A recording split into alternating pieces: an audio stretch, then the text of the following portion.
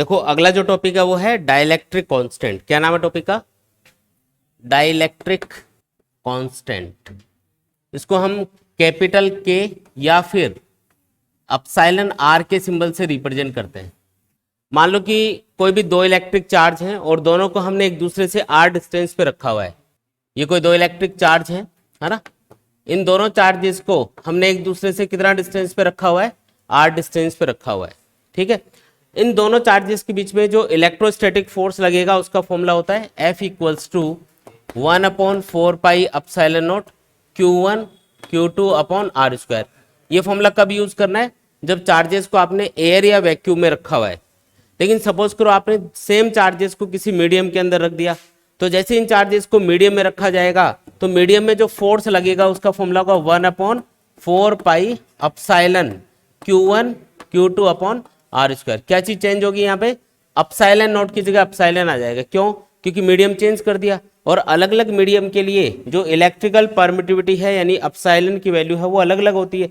तो यहाँ पे मीडियम के अंदर क्योंकि आपने मीडियम चेंज किया है इसलिए मीडियम के लिए अपसाइलन नोट की जगह क्या आएगा? अपसाइलन आएगा। और ये अपसाइलन क्या होगा? तो जिस मीडियम में इन चार्जेस को रखा गया है उस मीडियम की इलेक्ट्रिकल परमिटिविटी यहाँ पे पुट करनी है। अगर मैं इन दोनों फॉर्मूलों को डिवाइड करूं या दोनों फोर्सेस को डिवाइड करूं तो हम लिख सकते हैं F upon F M equals to क्या आएगा बताओ? यह आएगा अपसाइलन अपॉन अपसाइलन नोट, है ना। बाकी चीजें यहाँ पे कैंसिल हो जाएंगी और force in vacuum divided by force in medium यह आएगा अपसाइलन अपॉन अपसाइलन नोट के बराबर। इसका मतलब ये है कि यहाँ पे ये जो रेशियो है ये आ रहा है electrical permittivity of the medium to the electrical permittivity of free space के बराबर। और ये जो रेशियो होता है इसी को हम बोलते हैं रिलेटिव इलेक्ट्रिकल परमिटिविटी या फिर डाइलेक्ट्रिक कांस्टेंट। इसके दो नाम होते हैं। इसको हम अपसाइलन आर भी लिख सकते हैं या फिर हम इसको कैपिटल के भी लिख सकते हैं और इसका नाम होता है डाइलेक्ट्रिक कांस्टेंट या फिर रिलेटिव इलेक्ट्रिकल परमिटिविटी, है ना। लेकिन इसका मीनिंग क्या है? मतलब एक्चुअल में इसका मीनिंग क्या है? ये क्या मतलब मीडियम के बारे में कौन सी इंफॉर्मेशन ये डाइलेक्ट्रिक कांस्टेंट हमको देगा?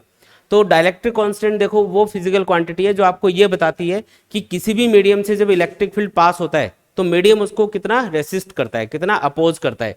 अगर कोई मीडियम ज्यादा अपोज करेगा इलेक्ट्रिक फील्ड को अपने अंदर से पास होने से रोकेगा मतलब, तो उसके लिए रिलेटिव इलेक्ट्रिकल परमिटिविटी या डाइलेक्ट्रिक कांस्टेंट क्या होगा? ज्यादा। ज्यादा अपोजिशन का मतलब उसका डाइलेक्ट्रिक कांस्टेंट या रिलेटिव इलेक्ट्रिकल परमिटिविटी क्या है? ज्यादा।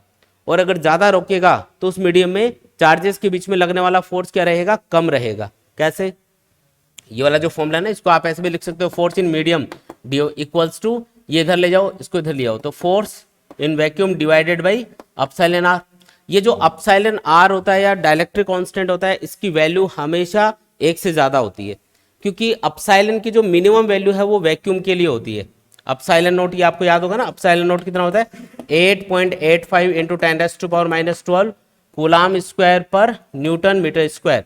तो ये जो वैल्यू है अपसाइलन की जिसको हम बोलते हैं electrical permittivity of free space, ये मिनिमम वैल्यू होती है अपसाइलन की। अगर इसके अलावा मतलब वैक्यूम के अलावा अगर कोई भी मीडियम होगा, जैसे वाटर ले लो, कोई ऑयल ले लो, ग्लास ले लो या कोई भी मेटल ले सकते हो, कोई भी मटेरियल ले सकते हो, हर एक मटेरियल के लिए अपसाइलन की वैल्यू अपसाइलन नोट से हमेशा ज्यादा होती है।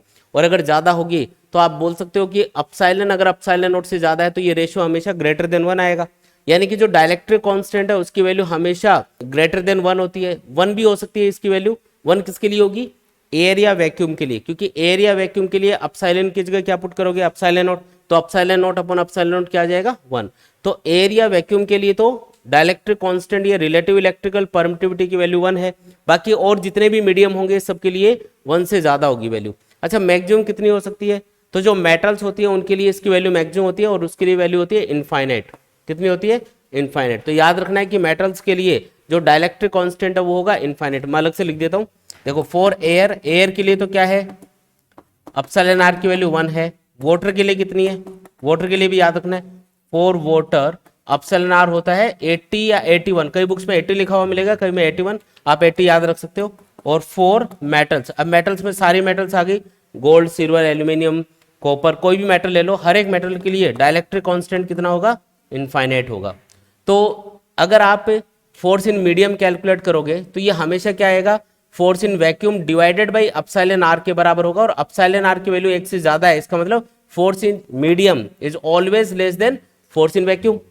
भी मान लो मीडियम के लिए डाइलेक्ट्रिक कांस्टेंट की वैल्यू 5 आ रही है, तो ये 5 पुट करोगे तो force in medium is F/5, मतलब वैक्यूम में जो फोर्स लग रहा है उसकी कंपैरिजन में 5 टाइम्स कम फोर्स लगेगा उस मीडियम के अंदर जिसका डाइलेक्ट्रिक कांस्टेंट कितना है 5। तो इस तरीके से आप इसको समझ सकते हो।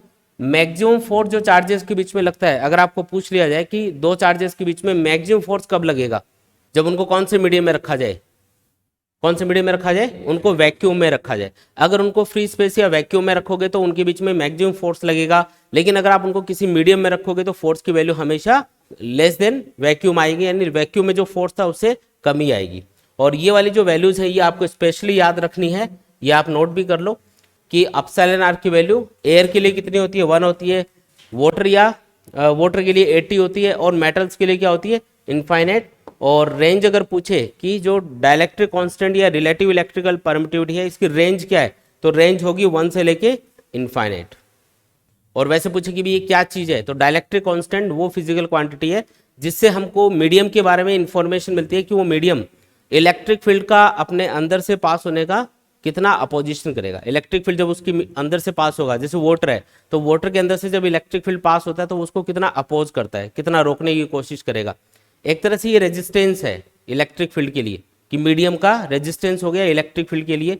अगर डाइलेक्ट्रिक कांस्टेंट ज़्यादा है तो हम बोल सकते हैं कि उस मीडियम का इलेक्ट्रिक फील्ड के लिए रेजिस्टेंस ज़्यादा होगा, वो ज़्यादा रेसिस्ट करेगा इलेक्ट्रिक फील्ड को, यानी कि ज़्यादा रोकने की कोशिश करेगा। ठीक है, सिंपल सी बात ये है।